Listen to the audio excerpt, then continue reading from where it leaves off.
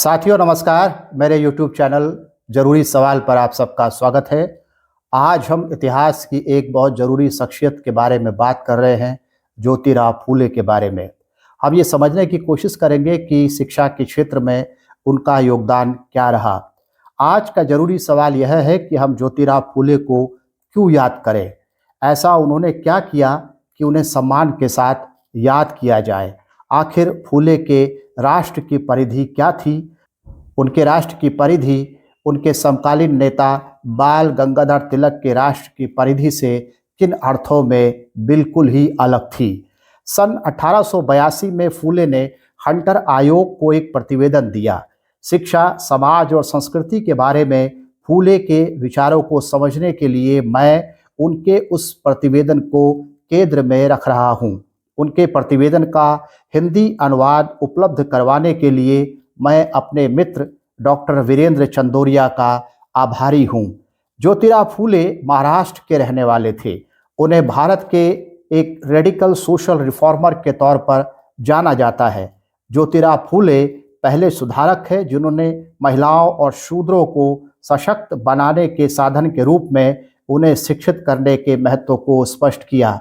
यानी उन्होंने इस बात को समझाया कि महिलाओं और शूद्रों को अगर सशक्त बनाना है, उन्हें लिबरेट करना है, तो शिक्षा एक जरूरी औजार है। महिलाओं की शिक्षा पर फूले के विचार सबसे तीखे थे। उनका मानना था कि पुरुषों ने अपनी श्रेष्ठता बनाए रखने के लिए महिलाओं को अज्ञानी अवस्था में रखा। उन्होंने तर्क दिया कि यदि किसी महिला ने कोई धर्म ग्रंथ लिखा होता तो पुरुष महिलाओं के अधिकारों की अनदेखी नहीं कर पाते और अपने अधिकारों के बारे में इतनी वरीयता से बात नहीं कर पाते। यदि महिलाएं पर्याप्त रूप से शिक्षित होती तो पुरुष कभी भी इतने पक्षपाती और धोखेबाज नहीं हो पाते। फूले ने 1848 में लड़कियों के लिए एक स्कूल खोला और वहां पढ़ाने का काम किया। उन्होंने 1851-52 में 2 स्कूल और खोले, जबकि उस समय के बड़े राष्ट्रवादी कहे जाने वाले नेता बाल गंगाधर तिलक का कठोरता के साथ मानना था कि शूद्रों, अछूतों और लड़कियों को नहीं पढ़ाना चाहिए। तिलक के अनुसार शूद्रों और अछूतों को इसलिए नहीं पढ़ाना चाहिए क्योंकि ऐसा करना हिंदू धर्म और हिंदू राष्ट्र के खिलाफ है, और तिलक के अनुसार लड़कियों को इसलिए नहीं पढ़ाना चाहिए क्योंकि ऐसा करने से राष्ट्रीयता नष्ट होती है। कैसी राष्ट्रीयता? ऐसी राष्ट्रीयता जो हिंदू धर्म पर टिकी हुई हो।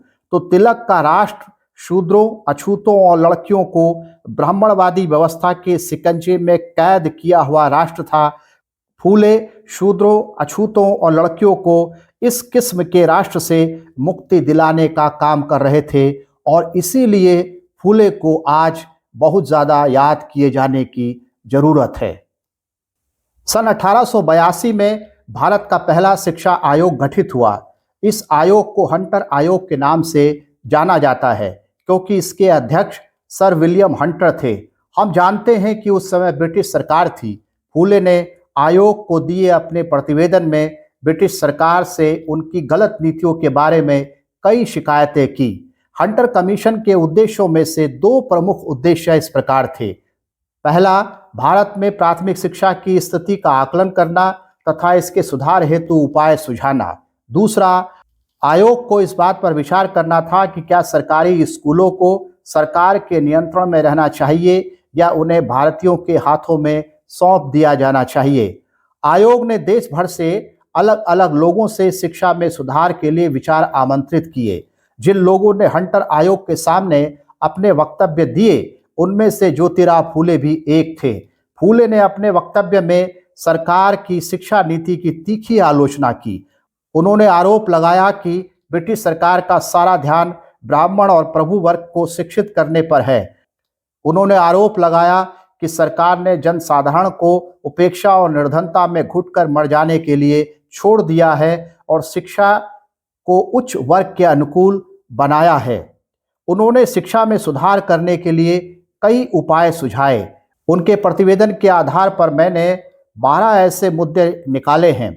मैं बहुत संक्षेप में उन 12 मुद्दों को आपके सामने रख रहा हूं जो मैंने हंटर कमीशन को दिए गए प्रतिवेदन के आधार पर निकाले हैं।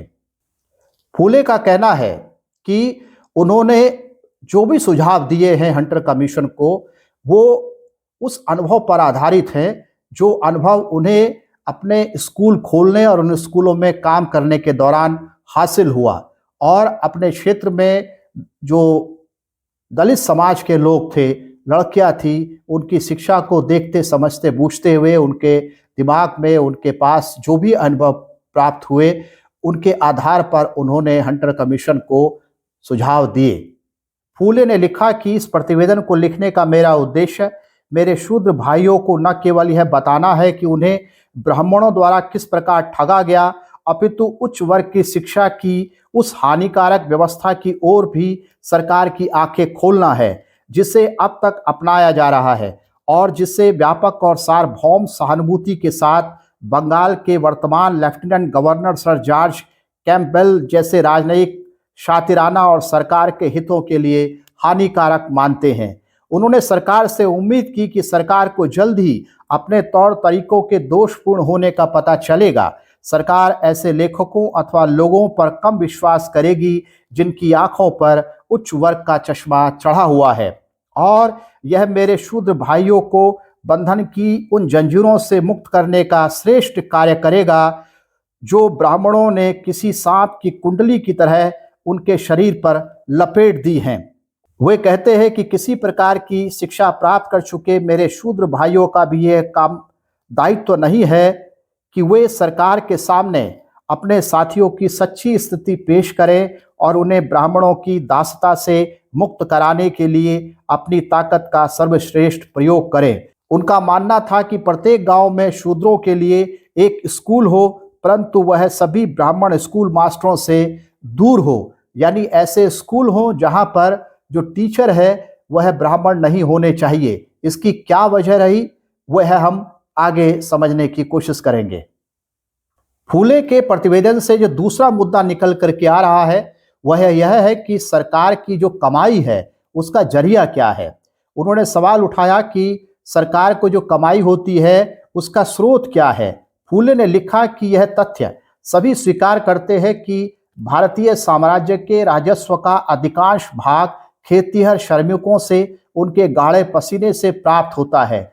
उच्च और धनाढ्य वर्ग राज्य के खजाने में या तो बहुत कम योगदान करते हैं या करते ही नहीं हैं। इसलिए श्रमिकों और किसानों की प्राथमिक शिक्षा पर सरकार को ज़्यादा खर्च करना चाहिए।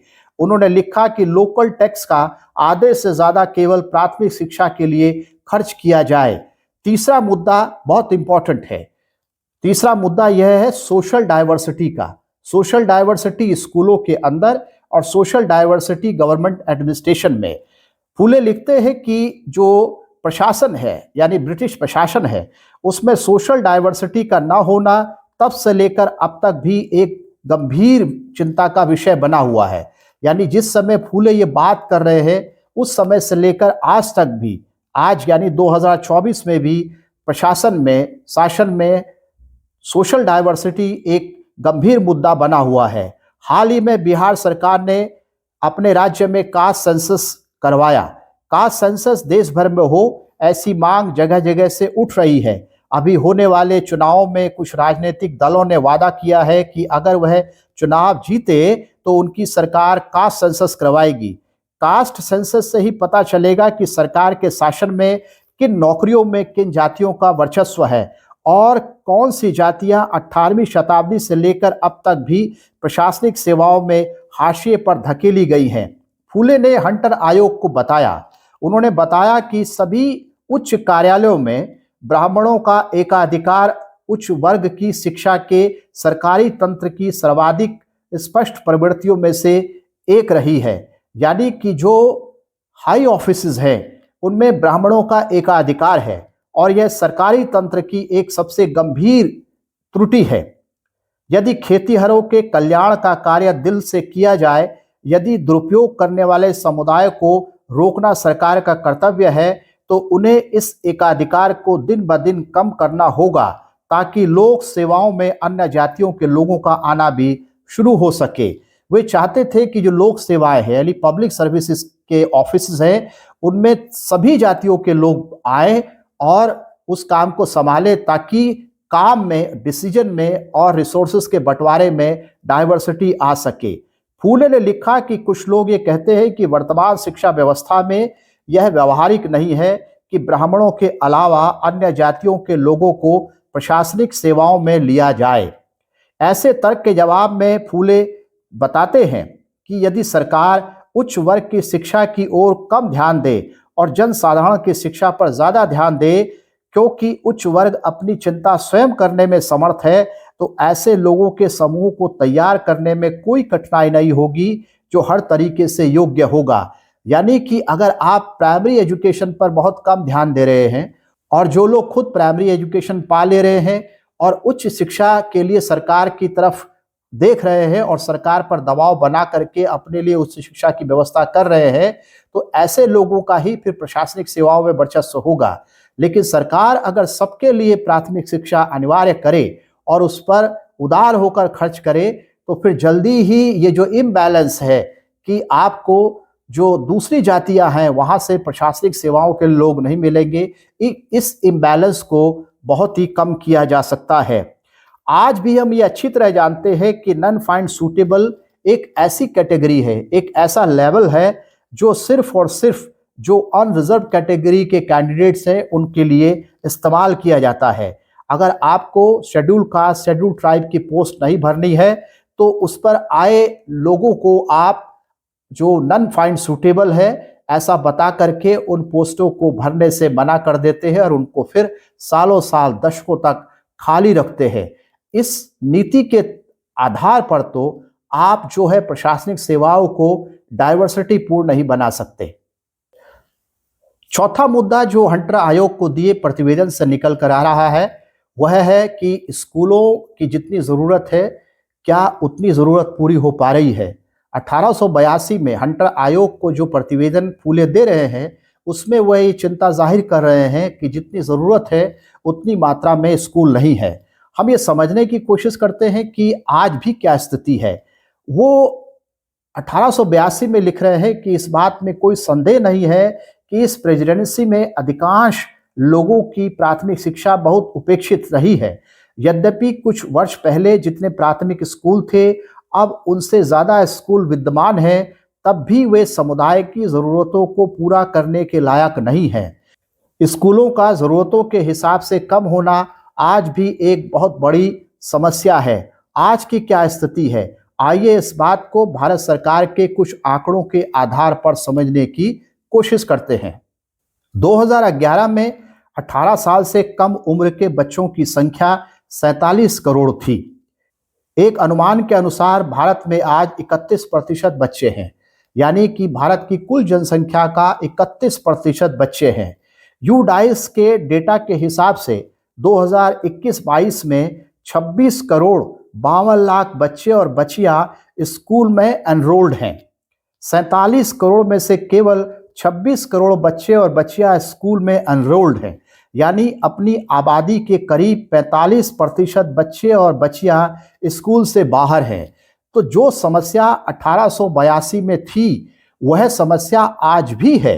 भले ही उसका रूप उतना विकराल न हो, लेकिन वो चुनौती, वो समस्या आज भी है कि आज भी केवल और केवल 55% जो बच्चे हैं 18 साल तक की उम्र के वे स्कूल में हैं और 45% जो बच्चे हैं वह स्कूल से बाहर हैं। तो आज भी जितनी ज़रूरत है स्कूलों की, उसके हिसाब से स्कूलों की संख्या काफ़ी कम है, लगभग आधी है। हंटर कमीशन को दिए प्रतिवेदन में जो 5वां मुद्दा निकल करके आ रहा है वह यह है कि क्या प्राथमिक शिक्षा या बच्चों की जो शिक्षा है वह अनिवार्य होनी चाहिए। तो हंटर आयोग को दिए अपने प्रतिवेदन में फूले कह रहे हैं कि एक निश्चित आयु तक, एक खास उम्र तक, और फूले के अनुसार वह खास उम्र 12 साल की उम्र हो सकती है कि इस उम्र तक के सभी बच्चों को, सभी बच्चियों को जो शिक्षा है, प्राथमिक शिक्षा है, वह अनिवार्य रूप से दी जानी चाहिए और यह शिक्षा सरकार के खर्चे पर दी जानी चाहिए। छठा मुद्दा है, छठा मुद्दा वो कह रहे हैं कि जो मुसलमान है वे लोग भी स्कूलों से दूर हैं, तो उनको कैसे स्कूलों की परिधि में लाया जाए, यह भी एक विचारणीय मुद्दा है। उन्होंने बताया कि जो मुसलमान है वह मराठी और अंग्रेजी के प्रति लगाव नहीं रखते हैं और मुसलमानों के लिए ऐसे कुछ ही प्राथमिक स्कूल हैं जहां उनकी अपनी भाषा में पढ़ाई होती है। तो उनकी चिंता का विषय यह भी है कि जो मुस्लिम समुदाय के लोग हैं उनको जो लिबरल एजुकेशन है उसके दायरे में लाने की कोशिशें होनी चाहिए। हंटर आयोग से जो 7वां मुद्दा निकल करके आ रहा है वह जातिगत पूर्वाग्रह का है। किस तरह के जातिगत पूर्वाग्रह का कि एक तो स्कूलों में जो दलित बच्चे हैं उनको लिया नहीं जाता, उनको घुसने नहीं दिया जाता, और अगर वो वहां किसी तरह से प्रवेश पा भी लेते थे तो उनके साथ कई तरह के भेदभाव होते थे। वो जो साथ पढ़ने वाले बच्चे हैं वो भी करते थे और टीचर भी करते थे। फूले ने आयोग को बताया कि महारों, मंगों और अन्य निम्न वर्गों को जातिगत पूर्वाग्रहों के कारण सभी स्कूलों से दूर रखा जाता है क्योंकि उन्हें उच्च वर्गों के बच्चों के साथ नहीं बैठने दिया जाता, इसलिए सरकार उनके लिए विशेष स्कूल खोले। अब यहाँ पर एक और व्यक्ति को सामने लाने की जरूरत है।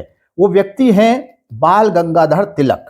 जहां एक और ज्योतिबा फूले इस बात पर जोर दे रहे हैं कि जो निम्न जाति के बच्चे हैं उनके लिए शिक्षा अनिवार्य होनी चाहिए, और अगर ब्राह्मण शिक्षक उनके साथ स्कूलों में भेदभाव करते हैं और जो हिंदू बच्चे हैं उनके साथ भेदभाव करते हैं तो उनके लिए विशेष स्कूल अलग से खोलने की जरूरत है। तो एक तरफ तो फूले कह रहे हैं कि शिक्षा सबको दी जानी चाहिए, वो लड़के हों, लड़कियां हों, वे कास्ट हिंदूज हो, वो दलित हो, शूद्र हो, सबको शिक्षा दी जानी चाहिए। लेकिन दूसरी तरफ उसी समय बाल गंगाधर तिलक जो है वह शूद्रों की शिक्षा, दलितों की शिक्षा के बिल्कुल खिलाफ थे और लड़कियों की शिक्षा के भी बिल्कुल खिलाफ थे। तिलक यह चाहते थे कि जो वंशानुगत काम है यानी जो जातिगत पेशा है वही किया जाता रहना चाहिए। इसलिए वो कह रहे थे कि इन लोगों को पढ़ाने की क्या जरूरत है। अगर कोई मोची है, कोई किसान है, तो अगर किसान है तो उसका काम हल लगाना है, मोची है तो उसका काम जूते बनाना है, और अगर बढ़ई है तो उसका काम जो है वो लकड़ी का काम है। तो इनको यही काम करना चाहिए, इनको शिक्षा देने की क्या जरूरत है। तो ये दो तरह के जो विचार थे एक ही समाज से निकलने वाले, क्योंकि जो विचार आ रहे थे वह अलग अलग समाजों का, एक से दिखने वाले भारतीय समाज में भी जो दो दुनियाएं थी, वहां के अनुभवों से और वहां के दर्दों और वहां के जो प्रिविलेजेस हैं वहां से निकलने वाले विचार थे, जिनको एक तरफ तो फूले रिप्रेजेंट कर रहे हैं और दूसरी तरफ रिप्रेजेंट कर रहे हैं तिलक। फूले के प्रतिवेदन से जो 8वां बिंदु निकल करके आ रहा है वह क्या है। उन्होंने आयोग को बताया कि प्राथमिक स्कूलों में नियुक्त लगभग सभी शिक्षक ब्राह्मण हैं, उनमें से ज्यादातर अप्रशिक्षित हैं। उन्होंने कहा कि एक तो लगभग सभी टीचर ब्राह्मण जाति से आते हैं और दूसरे वे अनट्रेन्ड हैं। तो अनट्रेन्ड टीचर्स का सवाल और टीचिंग जो पोजीशंस हैं और टीचिंग का जो प्रोफेशन है उसमें जो सोशल डाइवर्सिटी है उसका न होना, ये दो विचारणीय बिंदु थे फूले के लिए। फूले के प्रतिवेदन से जो 9वां बिंदु निकल करके आ रहा है वह शिक्षकों के बारे में है, और शिक्षकों के बारे में अपने प्रतिवेदन में फूले ने 4 बातें कही है। वो 4 बातें क्या हैं? पहली बात तो यह है कि उनका वेतन बहुत कम है, जो 10 रुपए से ही कभी कभी ऊपर जाता है। दूसरी बात है कि उनकी जो उपलब्धियां हैं वे भी बहुत ही नीचे स्तर की हैं, यानी जो उनकी अचीवमेंट्स हैं वो बहुत नीचे स्तर की है। तीसरी बात यह है कि वे शिक्षण कला में प्रशिक्षित नहीं होते हैं, यानी आर्ट ऑफ टीचिंग में उनको कोई ट्रेनिंग नहीं है। और चौथी बात यह है कि वे आजीविका के लिए अंतिम विकल्प के रूप में शिक्षक बनना चुनते हैं, यानी टीचर बनना जो है वह कोई आकर्षण का काम नहीं है, वह तब चुना जाता है जब आजीविका के लिए, खाने कमाने के लिए कोई अन्य व्यवसाय बचता नहीं है, तो अंतिम व्यवसाय के रूप में टीचर बनना चुनते हैं। ये 4 प्रवृत्तियां हैं जो टीचिंग प्रोफेशन के बारे में फूले जो है बता रहे हैं। ये जो आर्ट ऑफ टीचिंग है यानी पढ़ाने की कला, यानी जो पेडागोजी का सवाल है वह आज भी बहुत बड़ी चिंता का विषय है। 2012 में सुप्रीम कोर्ट ने एक कमेटी का गठन किया, जिस कमेटी का जिस कमेटी के अध्यक्ष थे जस्टिस वर्मा। जो जस्टिस वर्मा कमेटी है, उसको ये मैंडेट दिया गया था कि वह जो टीचर एजुकेशन है उसकी क्वालिटी पर विचार करे और सुझाव दे कि इनकी क्वालिटी को कैसे सुधारा जा सकता है। क्वालिटी के बारे में जस्टिस वर्मा कमेटी ने जो बात कही वह उन्होंने अपनी रिपोर्ट के पैरा 1.5.1 में दर्ज की है। और इसमें एक बहुत ही जो इंटरेस्टिंग बात है जस्टिस वर्मा कमेटी में वो कही गई है। जस्टिस वर्मा कमेटी के अनुसार जो टीचर एजुकेशन की क्वालिटी है उसको सुधारना, उसको रेगुलेट करना बहुत ही मुश्किल है, क्योंकि 85% जो टीचर एजुकेशन इंस्टीट्यूशंस हैं वे प्राइवेट सेक्टर चलाता है। और क्योंकि ये प्राइवेट सेक्टर चलाता है तो इनकी क्वालिटी पर निगरानी रखना और इनको कंट्रोल करना बहुत चुनौतीपूर्ण है। तो एक तरफ तो 2012 में जो सुप्रीम कोर्ट है और उसकी बनाई हुई जो समिति है वो इस बात पर विचार कर रही है कि टीचर एजुकेशन में जो क्वालिटी है उसको कैसे सुधारा जाए। और उसकी चिंता का विषय यह है कि सरकार जिस तरह से टीचर एजुकेशन के प्रोग्राम्स को कमर्शलाइज कर रही है, उन्हें प्राइवेटाइज कर रही है, उससे टीचर एजुकेशन की क्वालिटी में सुधार किया ही नहीं जा सकता है। दूसरी ओर हम देख रहे हैं कि जो NEP 2020 है, यानी जो नई शिक्षा नीति आई है 2020 में, वह सेल्फ फाइनेंसिंग इंस्टीट्यूशंस को पुश कर रही है। वह चाह रही है कि देश भर में जो सेल्फ फाइनेंसिंग इंस्टीट्यूशंस हैं उनकी संख्या बढ़े और ऐसा टीचर एजुकेशन के प्रोग्राम्स में भी हो। One of the fundamental principles of the NEP 2020 is to encourage and facilitate private and community participation।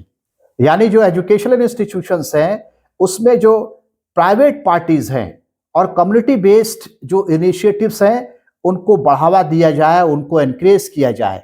तो एक तरफ तो 2012 में एक कमेटी कह रही है, जस्टिस वर्मा कमेटी, कि अगर आप जो टीचर एजुकेशन के इंस्टीट्यूशंस हो उनको कमर्शलाइज करते हो, उन्हें प्राइवेटाइज करते हो, तो टीचर एजुकेशन की जो क्वालिटी है उसको सुधार पाना बहुत मुश्किल है, लगभग असंभव है। और दूसरी तरफ 2020 में NEP 2020 कह रहा है कि हम जो है प्राइवेट इनिशिएटिव्स को एनकरेज करेंगे और साथ ही उन्हें फैसिलिटेट भी करेंगे। तो ये दो तरह की बातें हैं। जो बात 1882 में कही जा रही थी कि जो आर्ट ऑफ टीचिंग है वो बहुत ही नीचे दर्जे की है, वही बात आज हमारे सामने है कि आर्ट ऑफ टीचिंग बहुत नीचे दर्जे की है। और उसकी एक बड़ी वजह यह है कि हमारे पास भारी मात्रा में प्राइवेट इंस्टीट्यूशंस हैं टीचर एजुकेशन के, और जहां पर कक्षाएं लगती ही नहीं हैं, जहां पर विद्यार्थी आते ही नहीं हैं, जहां पर टीचर्स को अपॉइंट किया ही नहीं जाता है, तो भला वहां पर पढ़ाई कैसे होगी? और अगर पढ़ाई नहीं होगी तो फिर उनकी जो क्वालिटी है टीचिंग की उसको कैसे इंप्रूव किया जा सकता है, उनको कैसे विकसित किया जा सकता है या उसे कैसे कंट्रोल किया जा सकता है। फुले ने हंटर आयोग को जो प्रतिवेदन दिया उससे जो 10वां बिंदु निकल करके आ रहा है वह यह है कि स्कूलों का संचालन किसके हाथ में होना चाहिए, लोकल बॉडीज के या सरकार के। इस पर हम देखते हैं कि फूले का कहना था कि सरकार के हाथ में होना चाहिए, जबकि बाल गंगाधर तिलक का कहना था कि यह लोकल बॉडीज के हाथ में होना चाहिए। क्योंकि अगर ये लोकल बॉडीज के हाथ में रहेगा तो फिर जो स्कूल है उस पर जो वहाँ की पावरफुल जातियां हैं उनका एकाधिकार रहेगा। किसको स्कूल में आने देंगे, कौन टीचर होगा, कौन पढ़ाने वाला होगा, कौन पढ़ने वाला होगा, किसको आगे बढ़ने का मौका मिलेगा, क्या पढ़ाया जाएगा, ये सब लोकल बॉडीज तय करेंगी। और इस तरह से जो है धर्म है उसका दबदबा स्कूल के अंदर रहेगा, पाठ्यक्रम पर रहेगा, शिक्षकों के चुनाव पर रहेगा, बच्चों के चुनाव पर रहेगा। इसी बात का डर ज्योतिराव फूले को था और उन्होंने कहा कि नहीं, जो स्कूल है वह सरकार के द्वारा चलाए जाने चाहिए, क्योंकि अगर वह लोकल बॉडीज के द्वारा चलाए गए तो फिर उनमें शूद्रों को, लड़कियों को जगह नहीं मिलेगी। और अगर हम चाहते हैं, अगर सरकार चाहती है कि उसकी जनता से सभी लोग शिक्षित हो, तो सरकार को स्कूल के संचालन का काम अपने हाथ में लेना चाहिए, वह किन्हीं प्राइवेट बॉडीज के हाथ में नहीं देना चाहिए। प्रतिवेदन से निकलने वाला जो 11वां बिंदु है वह भी बहुत महत्वपूर्ण है। वह इस बात को लेकर के है कि विद्यार्थियों को मिलने वाली छात्रवृत्ति किसे मिले और उसका आधार क्या हो। फूले कह रहे हैं कि इसका एक आधार जो है वह कंपटीशन हो सकता है, कि जो लोग कॉम्पिटिटिव एग्जाम में, कंपटीशन में परीक्षा दे करके आगे आते हैं उनको जो है छात्रवृत्ति मिलनी चाहिए। लेकिन साथ ही साथ वे कंपटीशन पर भी संदेह व्यक्त करते हैं। संदेह क्यों व्यक्त करते हैं? वो इसलिए व्यक्त करते हैं कि जो समानता का सिद्धांत है वह अनिवार्य रूप से न्याय का रास्ता बनाए, यह जरूरी नहीं है। प्रतिस्पर्धा से न्यायपूर्ण होने के लिए स्टार्टिंग पॉइंट एक सा होना चाहिए, क्योंकि समानता का सिद्धांत इस जरूरी बात की अनदेखी करता है। इसलिए छात्रवृत्ति देने के लिए समानता पर टिकी व्यवस्था अन्यायपूर्ण भी हो सकती है। इस बात को कुछ विस्तार से समझने के लिए इक्विटी और इक्वालिटी के अंतर को समझाने वाला मेरा ये वाला वीडियो आप जरूर देखिए। इसमें मैंने विस्तार से ये बात समझाई है कि इक्विटी और इक्वालिटी में क्या फर्क है। इक्विटी का मतलब यह है इक्वालिटी अमंग इक्वल्स, और इक्वालिटी का मतलब है कि सबके साथ एक सा व्यवहार किया जाए। तो फूले यहाँ पर इसी सिद्धांत को लाने की कोशिश कर रहे हैं कि प्रतियोगिता का जो ख्याल है वह अच्छा है, लेकिन उसके लिए सबका स्टार्टिंग पॉइंट पहले एक करने की जरूरत है। और अगर ऐसा नहीं किया जा सकता है तो यह जरूरी है कि हम जो इक्विटी का सिद्धांत है उसको अपनाएं, यानी इक्वालिटी अमंग इक्वल्स। हम सबको एक सा ना समझें, यह समझें कि लोग अलग हैं और इसलिए सबकी स्टार्टिंग पॉइंट अलग है और सबको अलग तरीके से मौके दिए जाने की जरूरत है। प्रतिवेदन से जो आखिरी बिंदु मैंने निकाला है, यानी 12वां बिंदु, उसमें फूले ये कहते हैं कि मैं शिक्षा आयोग से अनुरोध करता हूं कि वे बालिकाओं के लिए प्राथमिक शिक्षा का प्रसार करने के लिए अधिक उदार पैमाने पर उपायों को मंजूरी देने की दयालुता दिखाएं। यानी कि वे आयोग से रिक्वेस्ट कर रहे हैं कि लड़कियों की शिक्षा को बढ़ावा देने के लिए वह लिबरल होकर के खर्च करें और स्कूल खोलें। इस बात को हम समझें कि आज के समय पर इस बात का क्या महत्व हो सकता है।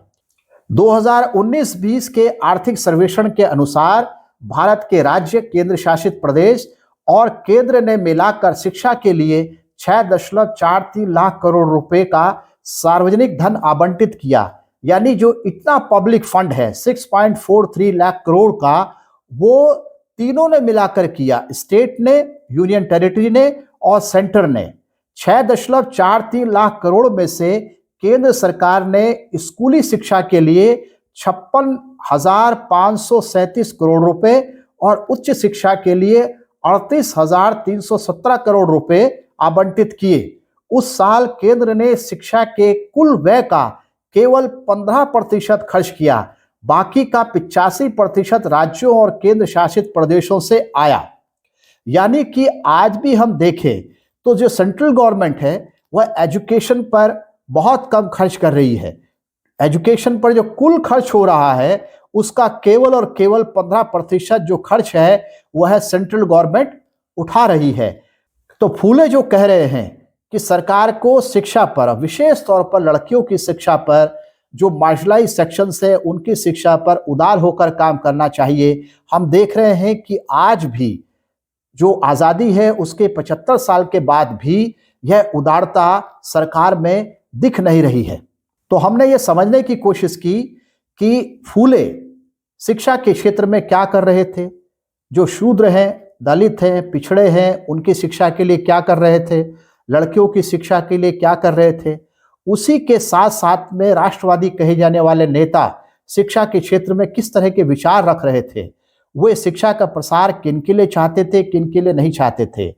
आप ये समझने की कोशिश कीजिए कि कौन थे जो समाज को, देश को, राष्ट्र को इंक्लूसिव बना रहे थे, वे कौन थे जो देश को, समाज को, राष्ट्र को एक्सक्लूसिव बना रहे थे, कुछ खास के लिए ही वो राष्ट्र की रचना कर रहे थे। हमने देखा कि किस तरह से हंटर कमीशन को दिए गए अपने प्रतिवेदन में फूले ने कितनी सारी चिंताएं व्यक्त की हैं, और वे चिंताएं विविध प्रकार की हैं। वह पैसे की चिंता है, वह डाइवर्सिटी की चिंता है, वह एडमिनिस्ट्रेशन की चिंता है, वह विभिन्न प्रकार के जो अन्याय हैं उनकी चिंता है। मुझे उम्मीद है कि आपको इससे फूले के व्यक्तित्व के बारे में, उनके एजुकेशन को लेकर के जो कमिटमेंट है उसके बारे में काफ़ी कुछ पता चला होगा। ये वीडियो देखने के लिए आपका बहुत बहुत शुक्रिया।